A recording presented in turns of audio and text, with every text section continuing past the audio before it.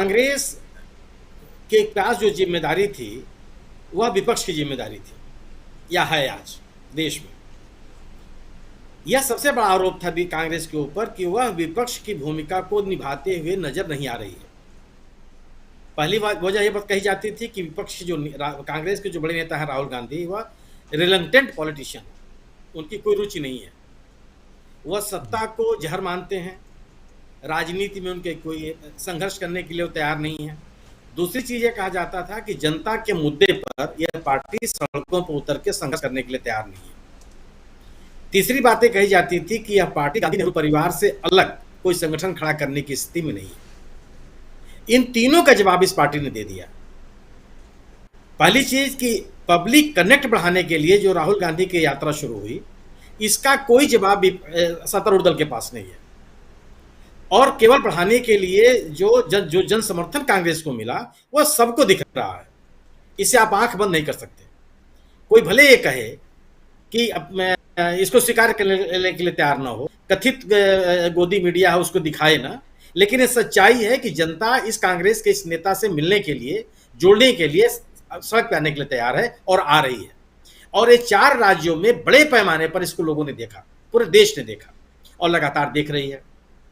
Number 2, तो ये जो राहुल गांधी का रिलक्टेंट पॉलिटिशियन होने का आरोप और जनता से न जुड़ने का आरोप, इन दोनों आरोपों को सिरे से खारिज कर दिया कांग्रेस ने। और कांग्रेस के बीच में, जनता के बीच में कांग्रेस का जन समर्थन है, इस पद यात्रा के दौरान मिले जन समर्थन ने भी साबित किया। दूसरी बात जो ये बात कही जा रही थी कि यह पार्टी गांधी नेहरू परिवार से अलग होकर के कोई अपनी संगठन खड़ा करने की स्थिति में नहीं है, इसको भी लोकतांत्रिक तरीके से अपना अध्यक्ष चुन करके पार्टी ने इस आरोप को भी सिरे से खारिज कर दिया और ये आरोप आधारहीन साबित हो गया। न केवल अपना अध्यक्ष चुना, बल्कि एक ऐसा अध्यक्ष चुना जो अनुभवी है, संसदीय राजनीति का व्यापक अनुभव है, एक गंभीर और निष्ठावान कांग्रेसी है और जो कांग्रेस जिस मूल्यों और मान्यताओं के लिए जानी जाती है, उन मूल्यों और मान्यताओं से पूरी तरह से परिचित नेता है। और यही इसके साथ साथ दलित नेता की एक पहचान है। इस व्यक्ति ने जो अपनी राजनीतिक हैसियत बनाई है, वह अपने संघर्षों से और कांग्रेस में लगातार आकर के कांग्रेस के मूल्यों के साथ अपनी राजनीतिक ताकत बनाई है। तो दलित नेता, अनुभवी नेता, गांधी परिवार से अलग होकर के अध्यक्ष का चुना जाना, यह पार्टी की बहुत बड़ी उपलब्धि है। तो आम लोगों में भी एक जबरदस्त अपील बनी, पब्लिक कनेक्ट इस पार्टी का बढ़ा और एक गंभीर राजनेता होने की शिनाख्त, अपनी पहचान राहुल गांधी ने बनाई और जनता ने भी उनके ऊपर यकीन किया। अब इन चीजों के पास जो सत्तारूढ़ दल है, उसका कोई काट उसके पास है नहीं, सिवाय इसके कि आप किसी चीज की बात कर लीजिए। अगर सरकार के खिलाफ एक वैकल्पिक राजनीति करने का भी कांग्रेस ने लोगों को विश्वास दिलाया कि जो देश के सामने चुनौतियां हैं, उन मुद्दों की बात करते हैं। हम पोलराइजेशन की बात नहीं करते, हम संप्रदाय की बात नहीं करते।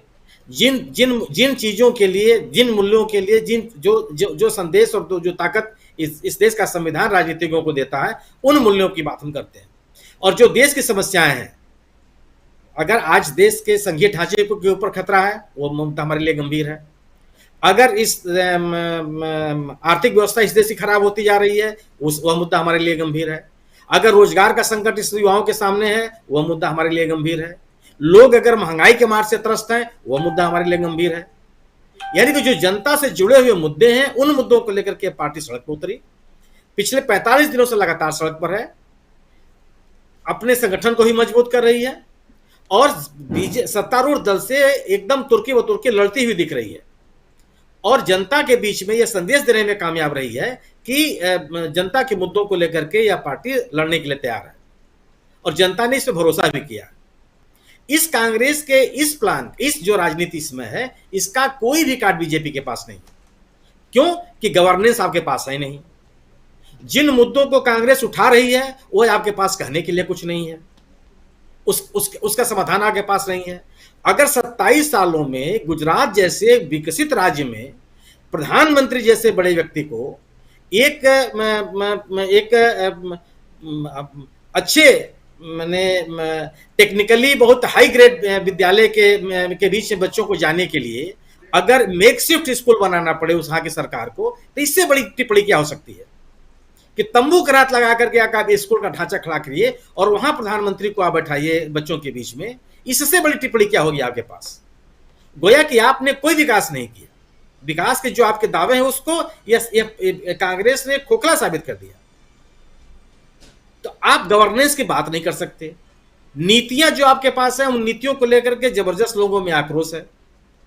क्या गुजरात में इस बात से इनकार कोई कर सकता है कि जो वहां का टेक्सटाइल्स का व्यापार है वो घटा नहीं है, उसमें रोजगार के अवसर कम नहीं हुए हैं, उसमें जो व्यापार का की जो मात्रा थी वह कम नहीं हुई है? जिस बात के लिए सूरत नगर जाना जाता था, ये हीरे के उद्योग के लिए, क्या उसके व्यापार में कमी नहीं आई है? उल्लेखनीय कमी नहीं आई है? क्या उसमें व्यापार के अवसर कम नहीं हुए हैं? लोगों के रोजगार के अवसर कम नहीं हुए हैं? लोगों के रोजगार के दिन घटे नहीं हैं? क्या वहां जो इस देश में नोटबंदी लागू किया गया, क्या गुजरात के व्यापार पर इसका असर नहीं पड़ा? गुजरात ही नहीं, पूरे देश के व्यापार के ऊपर असर नहीं पड़ा। गुजरात का उल्लेख इसलिए कि वह एक व्यापार ओरिएंटेड स्टेट है, जहां पर व्यापार को बड़ी तरजीह दी जाती है। क्या उसका असर नहीं पड़ा? तो आप किस बुनियाद पर आप कांग्रेस के ऊपर हमला करेंगे? मतलब सवाल है कि जो पार्टी 27 साल से सत्ता में जिस राज्य में, वह विपक्षी दल के ऊपर सवाल खड़ा कर रही है। सवाल आप विपक्ष से पूछेंगे, लेकिन अगर आपने विपक्ष को, आप कहते थे कि विपक्ष दिखता नहीं है, विपक्ष दिखने लगा। न केवल दिखने लगा, बड़ी मजबूती के साथ और बड़े फर्म डिटरमिनेशन के साथ दिखने लगा वो, अब पूरे देश में दिखने लगा। तो वह आपका आरोप खत्म हो गया।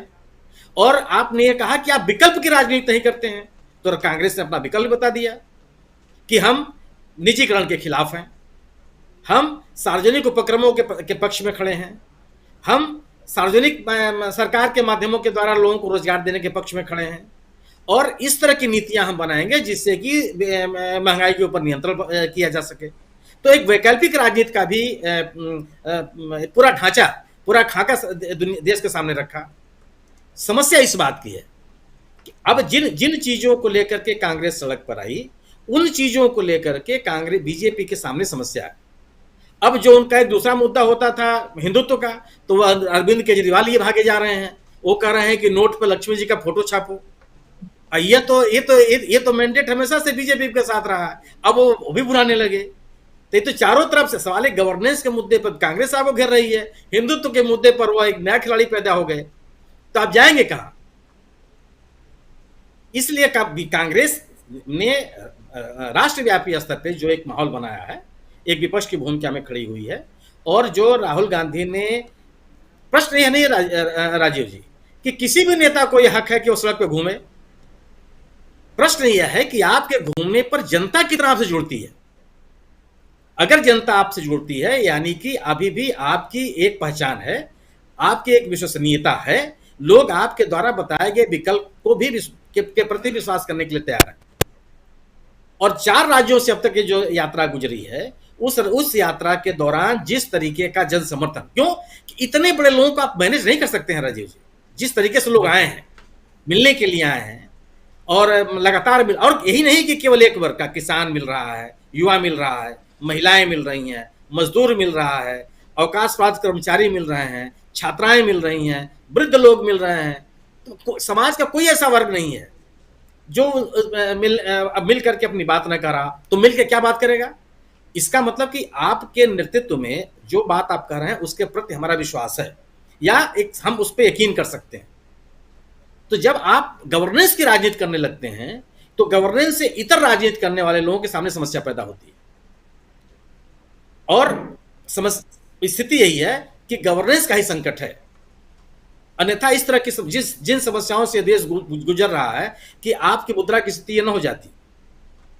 जो अगर सुशासन में जिनका विश्वास होता है, वो इस तरह से सरकारें नहीं चलाते, और न इन स्थितियों का सामना करना पड़ता है।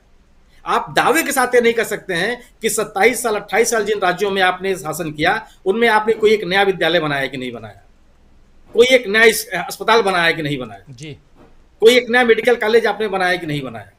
और किसको सुशासन कहते हैं आप? युवाओं के बेरोजगारी के मुद्दे को, बेरोजगारी के मुद्दे को के समाधान के लिए आपने कौन सी नीतियां तैयार की?